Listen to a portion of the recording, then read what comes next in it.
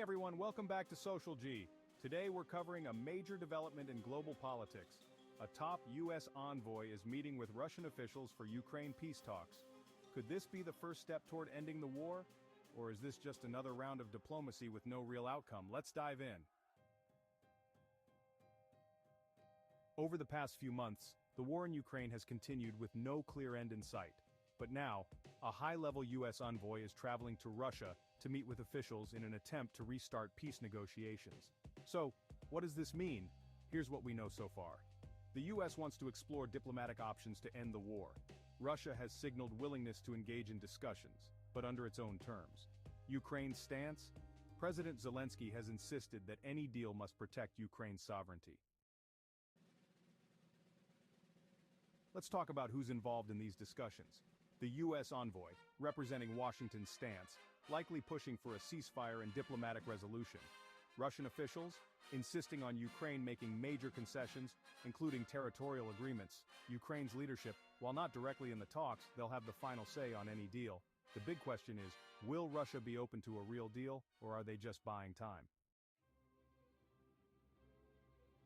If these talks lead to real progress, it could mean a potential ceasefire. A halt to hostilities could stop the destruction and loss of life. Easing of global tensions. A deal could reduce economic and military pressures on Europe and the US. Possible end to sanctions if Russia agrees to peace. Sanctions might be lifted in stages.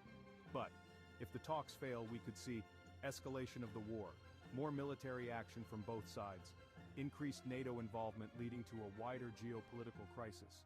More economic strain, worldwide oil, gas, and food prices could rise again.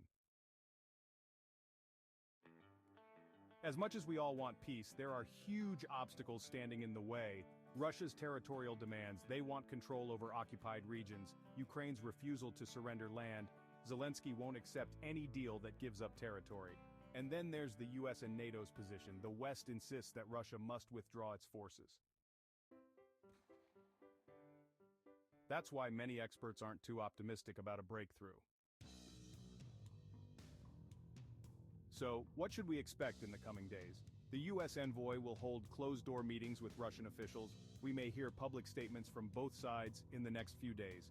Ukraine and NATO will respond based on what's discussed. Even if this round of talks doesn't lead to a full peace deal, it's still an important step toward dialogue. So, what do you think? Will these peace talks make a difference, or is it just another round of diplomacy that won't lead anywhere? Drop your thoughts in the comments below. Before you go, don't forget to like this video if you want more global news updates. Subscribe to Social G for breaking stories from around the world. Share this video to keep others informed. Thanks for watching, and I'll see you in the next video.